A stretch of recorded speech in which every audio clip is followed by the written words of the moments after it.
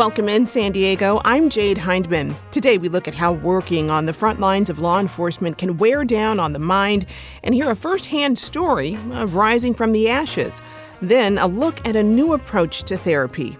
This is KPBS Midday Edition, connecting our communities through conversation. Paul Parker is often known around town for his role as the former executive officer of the San Diego County Citizens Law Enforcement Review Board, otherwise known as CLERB for short. Well, last year he made headlines when he resigned from that role. He said he felt like he couldn't make enough meaningful change. Parker is also former executive director of the City of San Diego's Commission on Police Practices. But before all of that, he was a longtime medical death investigator. That experience is the focus of Parker's new memoir, In the Shadows of Death, Writing Life's Final Chapter. He writes about his career in death investigations and reveals his journey through alcohol addiction and depression. KPBS Metro reporter Andrew Bowen sat down with Paul last week to talk about it. And listeners should note, the following conversation contains mature themes. You can call the hotline 988 for mental health support. Take a listen. So tell me, what made you say, I should sit down and write a book? And what was that process like for you? The book came basically as a way for me to treat myself.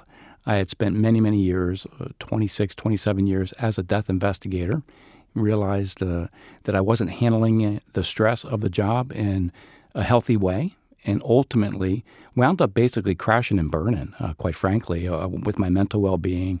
I had been drinking too much, and so I wound up in treatment, and as part of the treatment, it was about writing letters and writing down as part of treatment. So this book started as an outcome of the letter writing, and then quite frankly, it really started as a suicide note. Wow. What exactly does someone who works as a medical death investigator do, and how did you get interested in that field? A medical examiner or medical legal death investigator, they're the ones, specifically here in San Diego, they are the eyes, the ears, the hands, the feet for the forensic pathologists at the medical examiner's office who determine the cause and manner of death and also identify the person who died. These investigators are the ones that go out to death scenes, any death that falls under medical examiner jurisdiction, specifically accident, homicide, suicide, anything unusual, unexpected, even a natural death where there's no doctor. These folks who are not deputy sheriffs, they are not San Diego police officers or anything like that. They are peace officers, but solely for the purpose of conducting on-scene death investigations and reviewing medical records and things along those lines. So here in San Diego, I think you have about 18 of them right now. So they take thousands of death reports a year, and they're the ones that go out and again, lay that foundation for the forensic pathologist.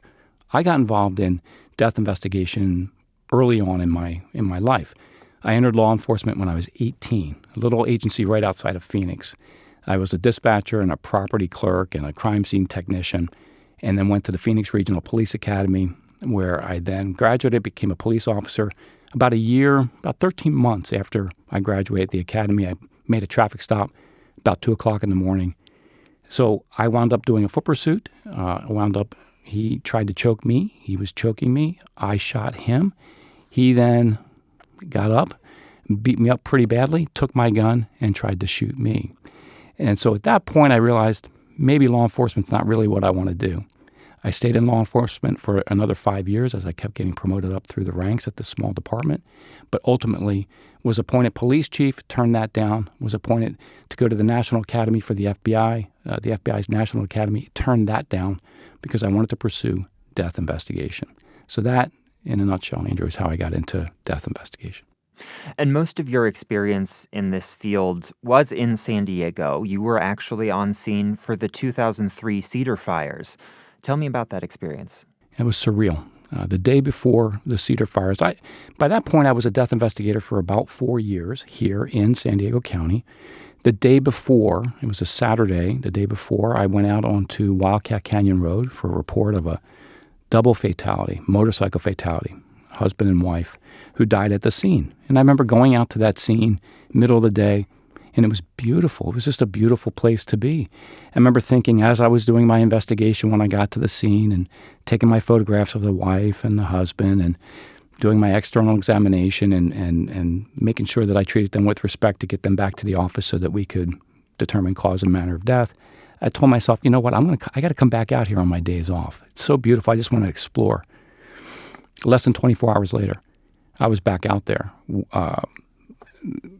Got the call that morning. I think anybody who lived here during that time understood this was something totally different. We had never seen anything like this.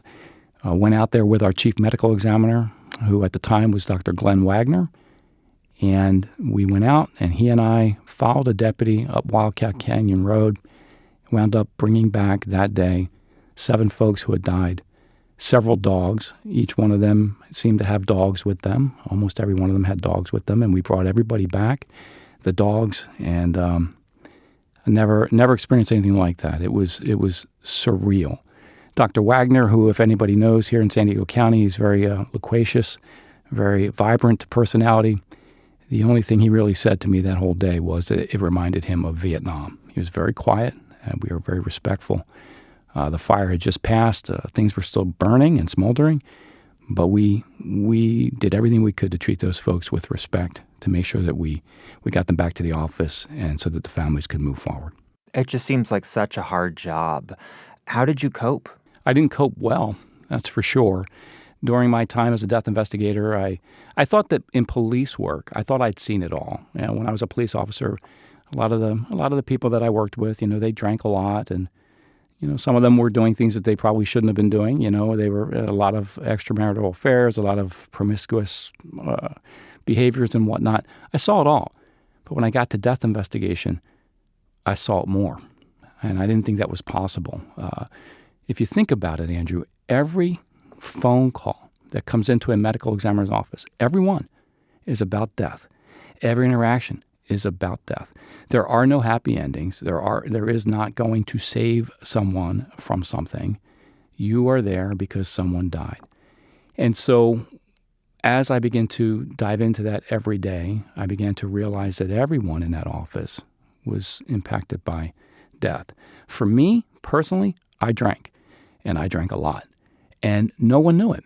No one knew it. At least I don't think anyone knew it. I don't believe I ever showed up to work under the influence of anything. But if I wasn't working, I was drinking, hands down. And so for me, that obviously ended a marriage. That wasn't good for my health. But I kept it seemed to keep the sights, the sounds, the smells. It seemed to keep them at bay for a while. And how did your time as a death investigator lead to your role on the Commission for Police Practices and later the Citizens Law Enforcement Review Board? That's funny because, so I left death investigation and I left, I went on, I was the assistant coroner in Las Vegas and I was a chief in Phoenix and I was a director in Pinal County where they do executions. So I was present for 5 executions. I mean, I had the career in the southwestern U.S. So basically, again, thousands and thousands of deaths, thousands and thousands of interactions with not one life saved. So after I basically, like I mentioned before, mental health crisis, the alcohol addiction was it controlled me. I was suicidal. I was depressed. So I went into treatment for 3 months. I went to a place in Florida for 3 months. And as I was there, I realized that, I wanted to save lives. It would be nice if I could save a life. First, I had to start with saving my own. And then once I realized I was worthy enough to save my life, then I realized, well, there's got to be a way we can save other lives. And I had a little bit of an experience with CLRB in 2017, 2018, but it wasn't funded, wasn't supported. So I thought, what am I doing? So that's when I went back into death and went up to L.A. County and ran the day-to-day operations at their office. But that's where I crashed and burned. So when I was in treatment and when I came out and took care of myself, I thought San Diego County had a huge problem, as we all know, with deaths in custody. And it also had deputy-involved shootings and things like that. But really, it was deaths in custody. So I thought, well, if there's a way that I can play a role and help this board and this county and this sheriff prevent just one death, then maybe that's the right role for me. That's truly the only reason I looked at civilian oversight. That's the only reason. So the folks who know me in San Diego County, if you look back, all the news stories, all the time I was out there talking, it was always about people who died in custody, making policy recommendations to save lives.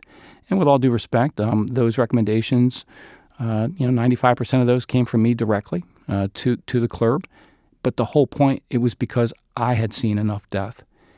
And I simply wanted to try to help these folks save a life. Andrew, if I may, all of us right now, and this is my motto, right? All of us right now are living our life. We're all writing our life story. Every one of us, all your listeners, everyone. Death investigators, people in that line of work, if your death falls under their jurisdiction, they write your final chapter. They do. And so I had written enough final chapters. I had actually, like I said, was going to write my own final chapter because I was so depressed and just so despondent and realized I had lost everything. But I realized, you know what, there's another way to take the experiences and try to save a life and write a final chapter that is not necessarily a final chapter. Write someone's just another chapter for their life and let them write that final chapter at a later point. Some of the details you share in this book are really personal. I imagine it was not easy to put those out to the public. What was your goal in sharing your story?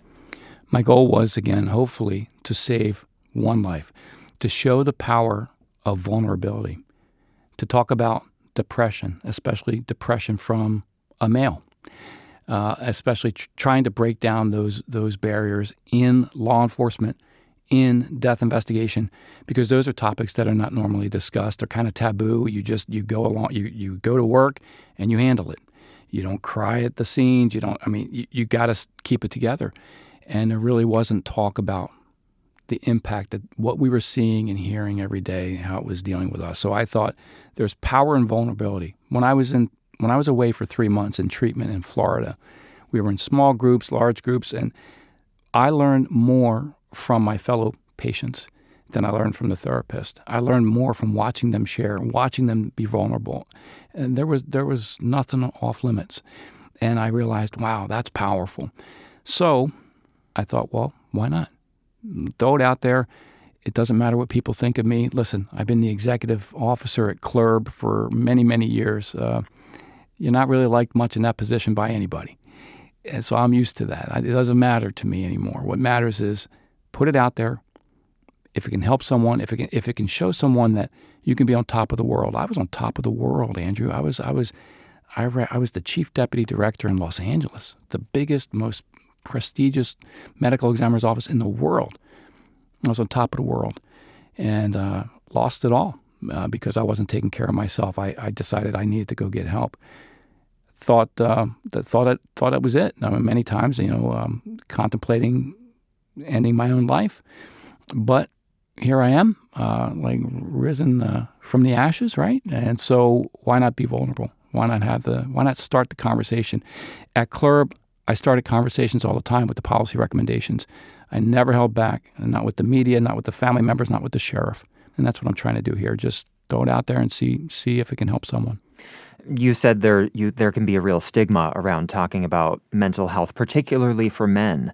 How did you get to the place where you're at now, and how did you learn to break that taboo? I learned to break the stigma about the mental health issues while in treatment, while at that facility in Florida, watching people who were much more successful, at least from a business perspective and government perspective, than me. I mean, very, very well-known people that had it all, and watching them break it all the way down to the basics. And for me, if they could do that, if everyone that I was in this treatment with was willing to do that, I could do that too. And for me, that's what it was. It was like no more hiding behind a facade of this person who's on the news all the time and has always got his stuff together. No, here it is. Here it is, and I have nothing to lose. Every treatment that they offered me, whether it was electroshock therapy, whether it was, a form of EMDR, it's called ART, it didn't matter what it was. Whatever medication, I thought I gotta try it. So be vulnerable, because you never know where how you're going to come out on the other end. And I had nothing to lose, Andrew. So that's what led me to do that. What kind of mental health support do you think is needed for people who work in this field and are around death all day, every day? Well, first, I think that they need to be, let's be honest, first they need to be screened appropriately. I think this is a tough job. Any component of death, dealing with death, is a tough job. And I think that you need to be psychologically sound going in to the job. You need to be able to have good, healthy coping mechanisms in place. So for me, you have to screen the person correctly, make sure that they're okay to even do this job. And then once they're there, you got to have it starts at the top. You have to have the culture change, that it is okay to not be okay. It is okay to grapple with what you're seeing every day. When I was in Las Vegas, when I was the assistant coroner in Las Vegas, we had a policy. We created a chaplaincy program, and we had mandatory referrals for the chaplaincy program if you went to a scene with 2 or more or 3 or more people. If someone had died in a fire, there were a couple. If there were baby deaths. Think about that. Those were mandatory referrals to a chaplain. But all those other deaths, no matter what they were, it was just up to you to kind of handle it. The problem is people in that line of work, law enforcement, firefighters, medical legal death investigators, they don't trust anyone who doesn't do the job. So if you're going to have someone from the employee assistance program or human resources or whatever the case might be, a chaplain, they're not going to trust them. So it has to start at the top. The people in charge of the office have to buy into it. They have to walk that walk, show that they're willing to do it, and really make the commitment to have these folks cared for, to have the mandatory check-ins, to make sure that they have free access, confidential access to mental health services with no limit on the time that you go, nothing along those lines. And then to have supervisors. One of the things I've learned many, many years, 26, 27 years in this line of work, you don't have very many good supervisors in that line of work. You just don't. Employees are looked at as a number to cover a shift.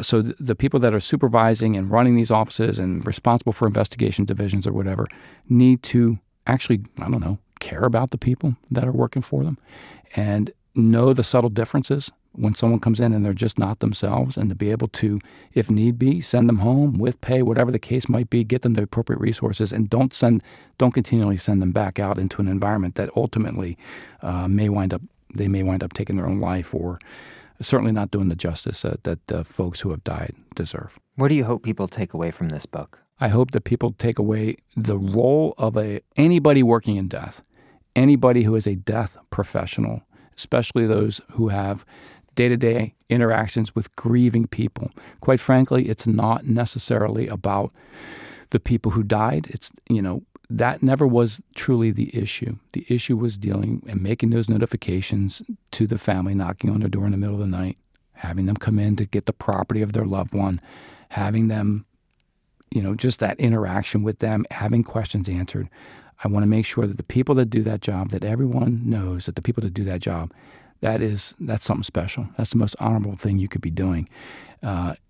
It sets the foundation for how these people hopefully are going to respond as they move forward. So I want people to know about that, anybody that deals with death. I also want people to know the power of vulnerability.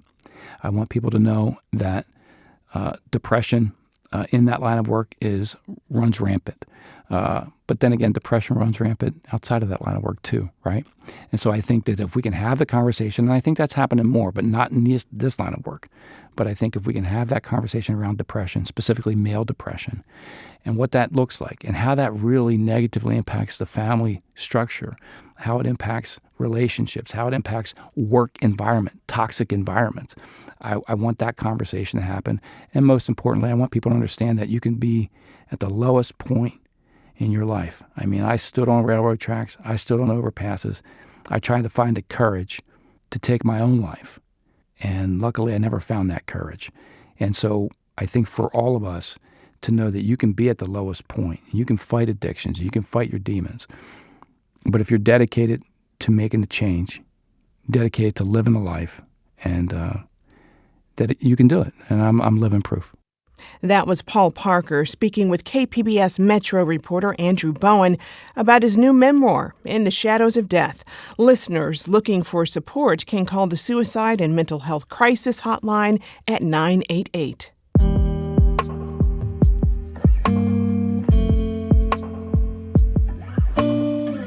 Still to come, a different way of approaching therapy by being more open. For therapists, I very much want to open up the idea that they can bring of themselves into the therapy room, and that can be a useful part of the healing process. Hear more when KPBS Midday Edition returns.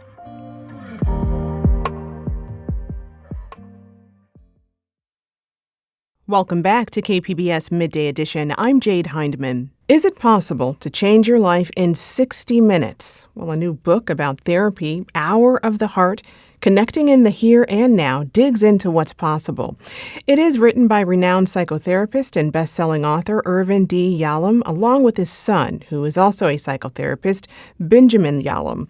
In the book, the therapist duo look at how we can relate to each other better in the moment with more honesty and vulnerability. Joining us now to discuss more about the book is co-author and local San Diegan, Ben Yalom.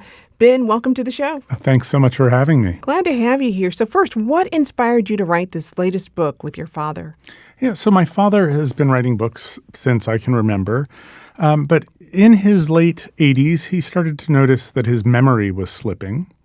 And so he shifted to this 1-hour format to see what he could do in an hour. And he wrote a number of stories in this. And then his memory got worse. 1-hour format. What do you mean 1-hour format? I mean that he was seeing clients for one session only. So the traditional 50-minute hour that a therapist would see somebody, but instead of seeing them weekly, he decided he was only going to do it for 1 hour because his memory wasn't good enough to remember the details from one week to the next. And I should note that he doesn't believe, and I don't believe, that 1 hour is enough therapy for most people. So it's not being presented as this should be the entirety of one's therapy. But the question is, what is possible? And for him, what could we learn that would be helpful for young therapists and therapists in training from these experiments of 1-hour sessions? And so then was your father's memory loss the inspiration behind the book, or at least your participation in the book? Yeah. Well, so first of all, my father, whenever he's been seeing patients over the years, he's always looking for stories that he can bring out and use to teach other therapists things. So as he was doing these 1-hour sessions, he was saying, oh, that's something interesting. Oh, that's something interesting. And write up a short story about it that might eventually be useful for other therapists. My participation became essential because not only was he having trouble with his memory from week to week for his patients, he also wrote a big stack of stories and then looked at them and couldn't really remember, couldn't keep all of them in his mind at the same time. And so, in essence, we needed somebody who could come in and take these stories and turn them into a book.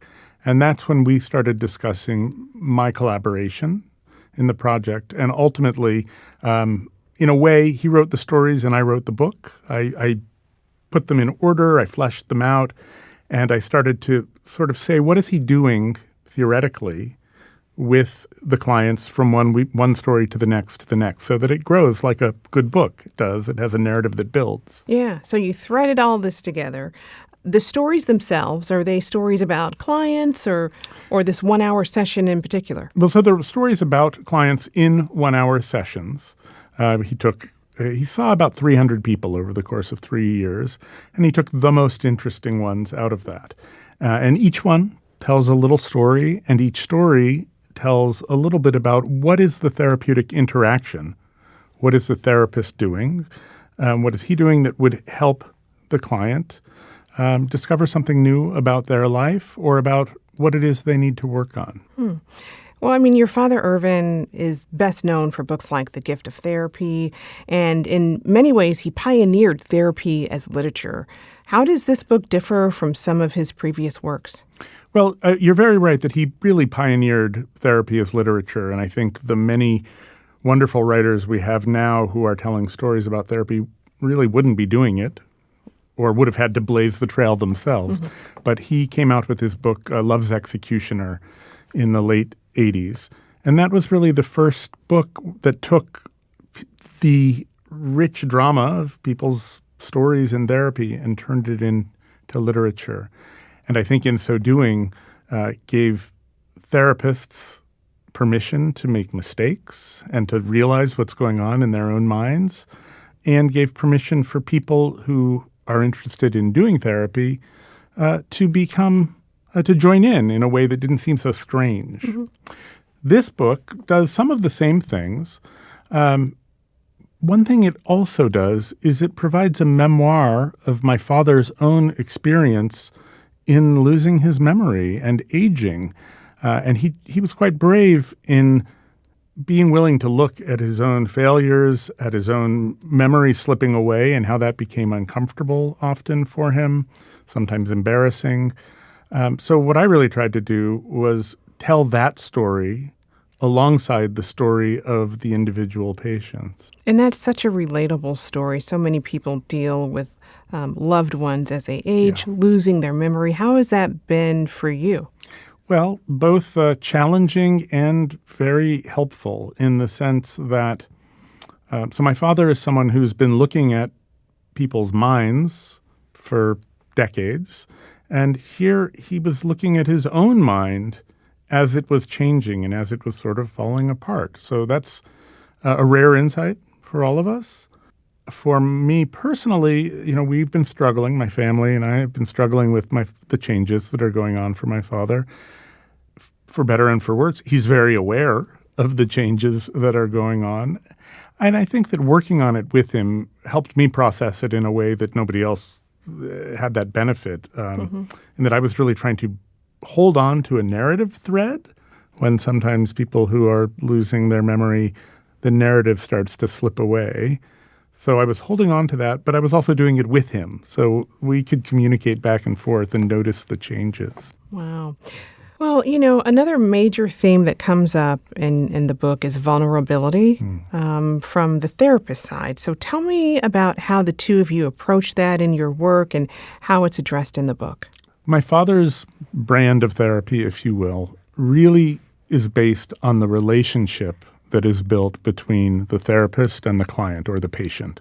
And what he likes to say as a mantra is it's the relationship that heals. So it's not some other theory of something else that's happening, but it's really built on what you and I experience together. And part of that has to do with developing a certain intimacy, a certain vulnerability to one another, because what a lot of patients come in with is the desire to connect better with other people in their lives, but it can be very hard to open up to others. And so my father's approach to working on this, and mine as well, is to say, look, I'm going to be a real-life human being here with you. And I, as a therapist, am willing to be vulnerable, not be an expert doctor and have you be my patient who has a problem, but rather the two of us are real human beings experiencing life. My father likes the word fellow travelers rather than expert. And so the sense is if I can open up to you, if I can be vulnerable to you, that may make it easier for you to reciprocate and to open up to me. And that's very important for patients for whom this is a real problem. They may never open up to people in their lives the way they may want to. And here we try to give them a place in which they can have a real relationship and, in a sense, learn about what it is to open up so that they can then go home to other people in their lives and be able to do so. Yeah. Well, so there's connection that comes from this. In what ways does it help someone to navigate things that are going on in their life and to process the things that are happening? The main idea here is that, not for all patients, certainly, but for the great majority, problem in connecting is very much at the core of their issues. So my father is also known for doing a lot of existential work, which is essentially applying a lot of philosophy to therapy. And that work would say that we have anxieties about many things in our lives, death being one of them. But the solution to that is both to live a meaningful life and also to connect with other people. So anxiety you may have that may seem like it is about something else entirely may be very much healed or at least helped by being able to connect better with other people. Well, therapists are usually expected to focus on their clients rather than sharing about themselves. Does this model where therapists are more open and even relatable create any concerns? Well, first I would say you're right on target saying this is not the norm. Even today, 150 years after Freud sort of positioned us as distant from our patients, people are still taught largely not to talk about themselves. The therapists are not to self-disclose, is the terminology we use for it. And my father for 50 years has been saying exactly the opposite. And he's been experimenting with how is it useful for me to talk about myself and my feelings. Now, the thing that's important is, as a therapist, I only want to do that if it's helpful to my client. I don't want to just tell stories about myself. But what my father has found, and I agree that I often see this in my therapy room, is if I can be open about how I'm experiencing the other person, so I'm giving you honest feedback about how you're striking me and how I'm affected by the way you speak with me, that's very helpful information for you. It may be hard to receive sometimes, but it's very helpful because then we can learn that if you don't give me much information or you answer very sharply, well, it's quite possible, even probable, that you do that with other people in your life too. So that's useful. That's one type of self-disclosure. The other is I might have stories about my life that might make it easier for you to speak with me. You have some idea of who I am. If you ask me, do I have children? Well, some fields of therapy might say, don't answer that question.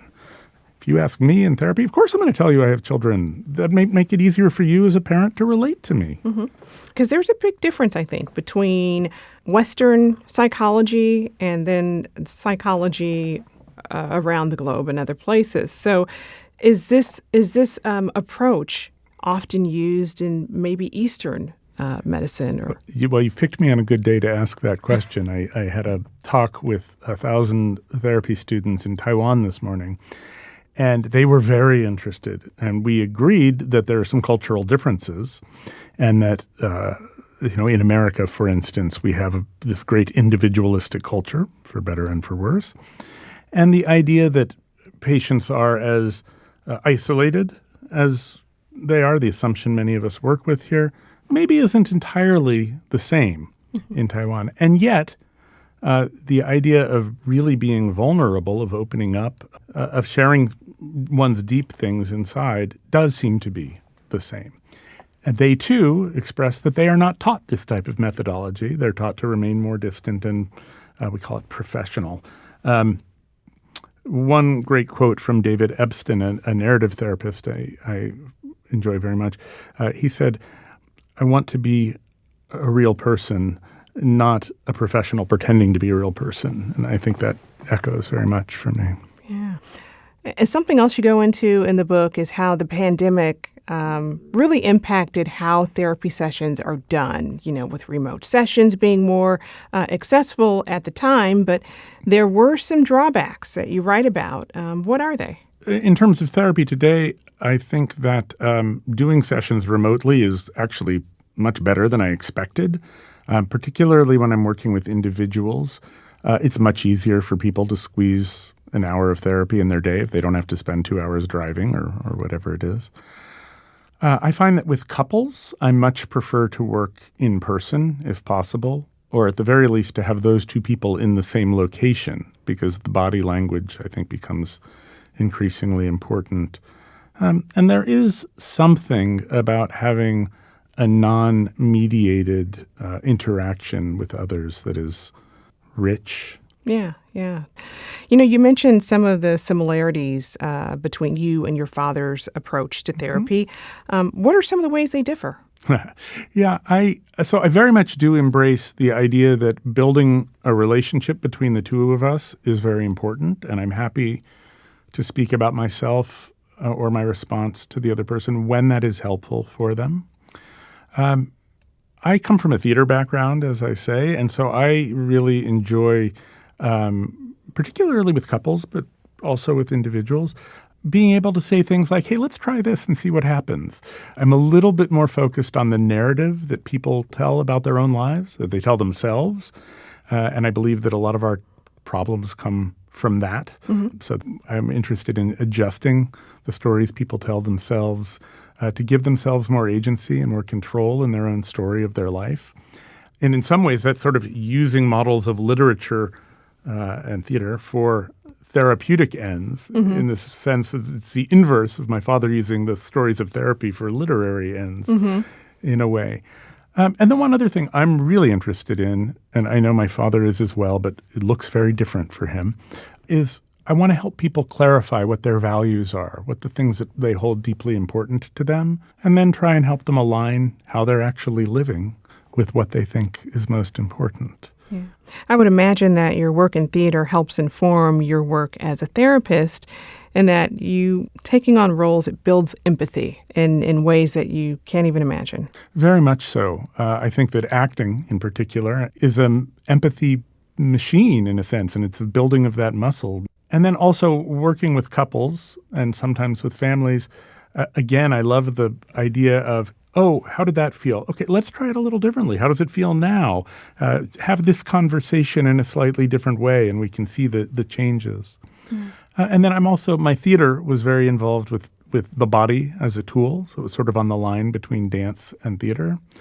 And I'm very interested in how we can access our emotions and the stories we tell ourselves through our bodies, particularly for people for whom speaking, talk therapy may not be the best modality. So a lot of my research right now for my dissertation is on how we can use the body to inform us of our own stories and our own feelings. Very interesting. Well, I mean, what do you hope people take away from the book? Well, I think for therapists, I very much want to open up the idea that they can bring of themselves into the therapy room, and that can be a useful part of the healing process. And I think for people seeking therapy, to be looking for a therapist who can travel down the road with them as opposed to standing off at a distance and telling them what to do. All right. I've been speaking with psychotherapist Benjamin Yalom, whose new book, Hour of the Heart Connecting in the Here and Now, is out. He'll actually be speaking about the book at Camino Books in Del Mar on Sunday, May 18th at 3 p.m. Ben, thanks for being here. Oh, thank you so much for having me. I hope you can make it to the reading as well.